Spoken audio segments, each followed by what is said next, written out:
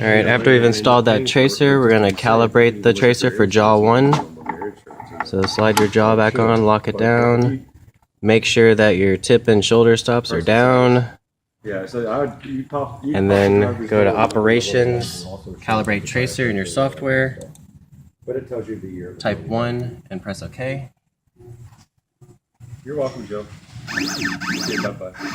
Oh, jolly old Joe.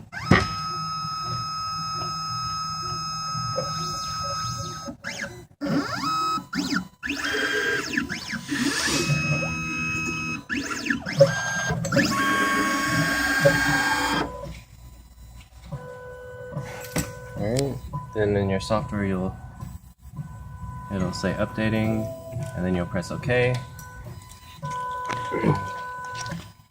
And we'll take the jaw back off.